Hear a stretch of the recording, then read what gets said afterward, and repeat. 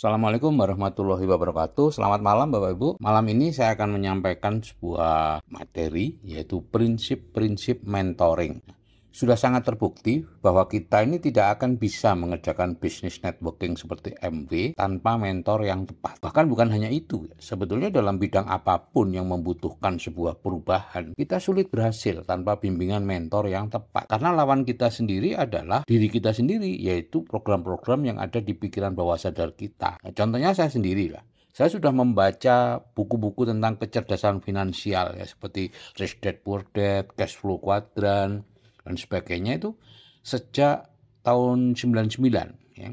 Saya menguasai sekali kecerdasan finansial, tetapi saya tetap tidak bisa menerapkan ke diri saya sendiri ya. Ada 3 langkah prinsip kecerdasan finansial, yaitu menghilangkan kredit konsumtif, yang kedua mempertahankan tingkat kehidupan, atau kalau seperti saya yang sudah kadung tinggi tingkat kehidupannya justru harus diturunkan, dan yang ketiga mencari penghasilan pasif. Nah, tidak satu pun dari 3 prinsip itu yang bisa saya laksanakan.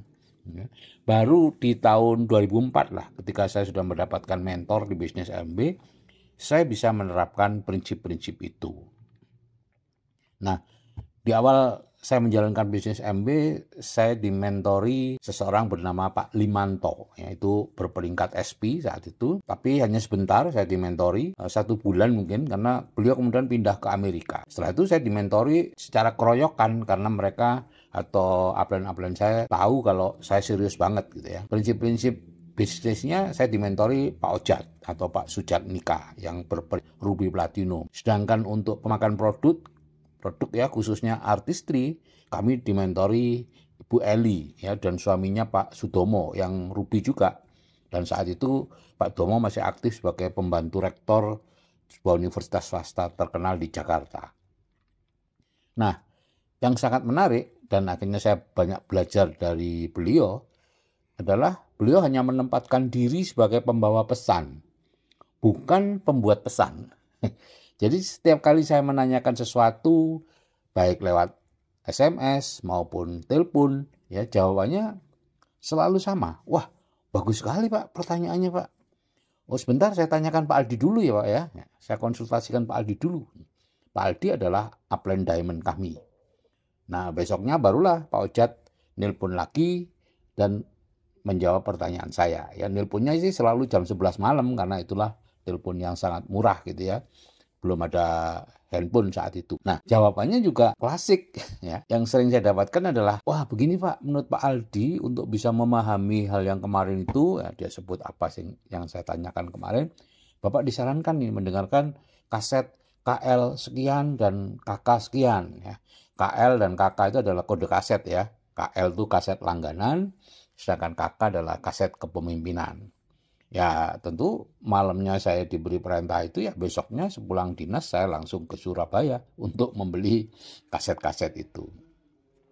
Nah, saya pernah kesulitan untuk hadir di Infonet ya. Infonet adalah pertemuan rutin setiap Rabu malam ya.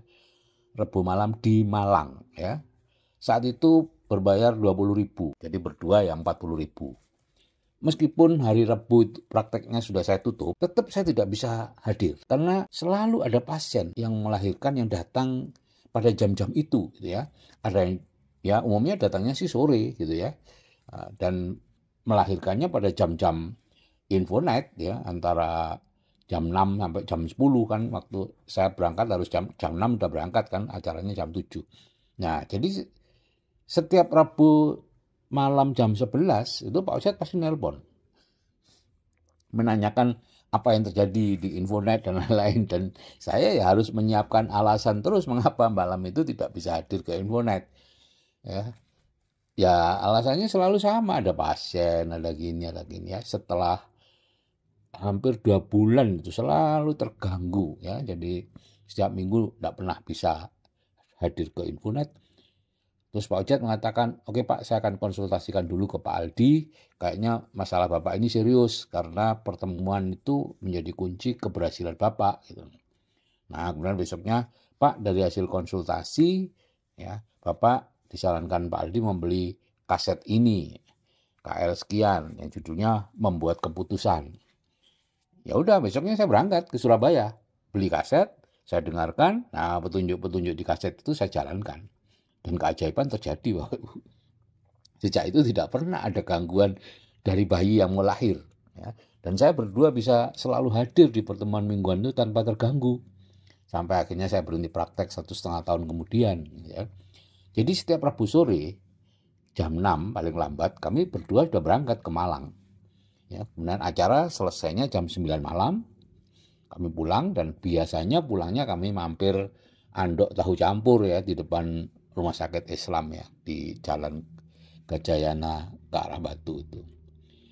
Nah, kemudian saya juga pernah menanyakan kesulitan saya, yaitu strategi agar saya bisa mengajak banyak orang ke pertemuan bulanan, yaitu BBS atau Business Building Seminar, yang saat itu berbayar 65.000 gitu ya. Saya jarang bisa berhasil mengajak orang, Bapak Ibu, karena malu ya, atau gengsi lah jualan tiket ya, takut dianggap badi ya, atau mendapat komisi dari penjualan tiket itu gitu. Nah, jawaban Pak Ocet ya sama. Saya konsultasi dulu Pak dengan Pak Aldi. Besok malamnya jam 11. Tepat beliau nelpon. Pak, menurut Pak Aldi, Bapak perlu hadir di pertemuan yang diadakan Pak Robert Angkasa di Bandung minggu depan, Pak. Kebetulan saya juga ke sana, Pak. Jadi kita bisa ketemu. Ya tanpa babi bu, karena kami sudah berkomitmen untuk serius di bisnis ini dan mengikuti mentor. Ya, saya dan Bu Wati terbang ke Bandung ya untuk mengikuti pertemuan ya. Hari Sabtu saya terbang ke sana karena hari Minggunya pertemuan. Ya, dan presentasi dari Pak Robert Angkasa di Gedung Gasibu Bandung.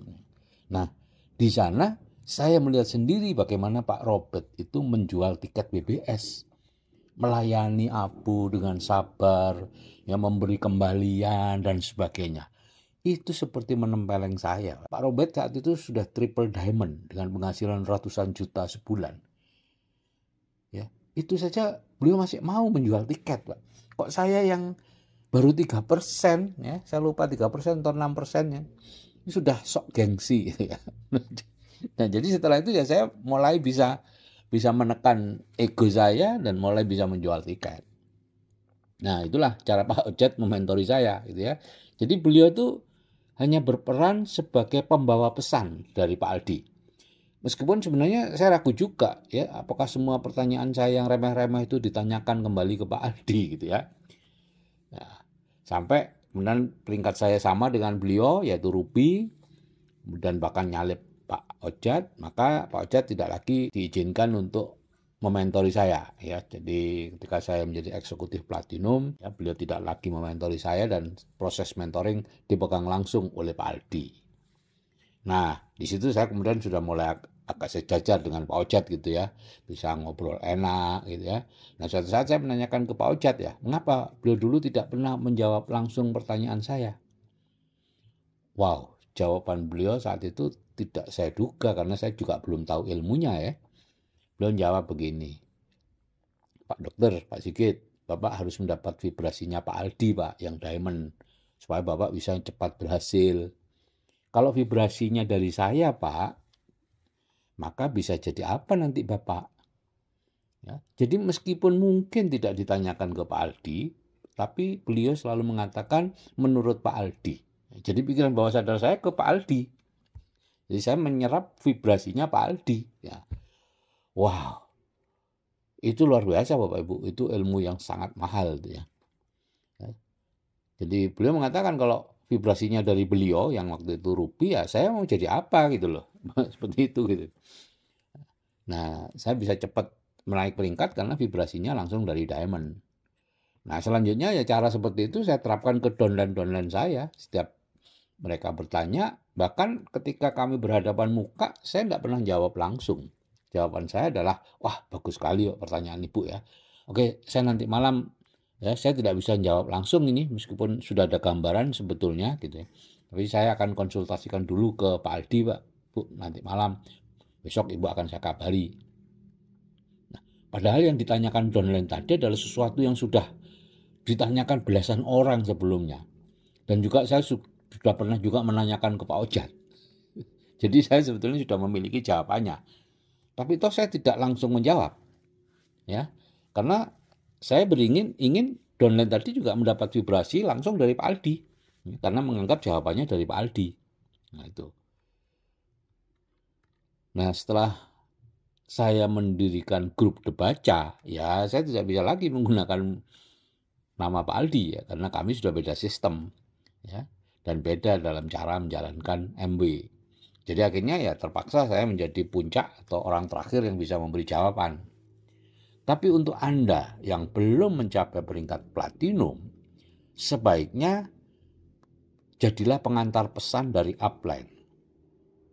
Jangan menjadi pembuat pesan atau jangan menjadi motivator. Karena Anda sebenarnya sedang mencelakakan grup yang Anda mentori kalau Anda membuat sendiri materi-materi menjadi motivator dari hasil bacaan Anda atau apa. Vibrasi Anda tidak bisa membuat grup Anda berhasil di MB. Mungkin justru sebaliknya menyeret mereka ke bawah karena Anda sendiri belum berhasil di MB. Nah saya melihat ada beberapa grup sih yang dimentori orang yang tidak tepat. Akhirnya asyik melakukan motivasi-motivasi, mengajarkan ilmu-ilmu, pengembangan diri dan lain-lain, dan itu akan menyeret grup itu ke bawah. Omset di grup itu saya lihat sangat rendah. Dan kalau diteruskan ya bisa dipastikan mereka semua akan gagal di MB gitu ya. Nah, tujuan kita menjalankan MB dengan sistem Debaca itu atau sistem apapun adalah untuk bisa membangun jaringan konsumen loyal yang menghasilkan omset besar dan pada akhirnya memberi bonus besar. Jadi bukan untuk pengembangan diri Bapak Ibu. Pengembangan diri sangat perlu, tetapi tetap dalam rambu-rambu atau panduan mentor, yaitu orang yang sudah berhasil di MB. Gitu ya. Nah tapi ya lagi-lagi ini pilihan ya, karena sistem pendidikan di MB adalah pendidikan orang dewasa. Setiap orang bisa memilih apa sebenarnya yang dia inginkan. Ya kita hanya bisa kembali ke prinsip-prinsip pokok dari mentoring, yaitu yang pertama menurut Zig Ziglar, jika ingin melakukan perubahan dalam kehidupan ya carilah mentor yang tepat, lakukan apapun yang diminta lakukan oleh mentor, semakin tidak disukai perintahnya semakin perlu dilakukan. Nah, karena yang jadi musuh adalah bawah sadar kita sendiri Bapak Ibu ya. Kecenderungan-kecenderungan kita atau apa itu namanya ya. Lupa saya, besok aja. Nah, kemudian menurut apa ya motivator yang rambutnya mirip saya itu ya mengatakan jangan pernah mendengarkan komentar atau pendapat orang biasa karena komentar dan pendapat mereka itulah yang sudah membuat mereka menjadi orang biasa. Dengarkan hanya komentar orang yang baik agar menjadi lebih baik. Oke Bapak Ibu, itulah yang perlu saya sampaikan dalam prinsip-prinsip mentoring ya, berdasarkan apa yang saya alami, apa yang saya baca, saya dengar dari orang-orang yang jauh lebih hebat dibanding saya, di mana saya merasa perlu mengikuti arahan-arahan beliau. Memikirkan hal ini, saya akhiri. Assalamualaikum warahmatullahi wabarakatuh.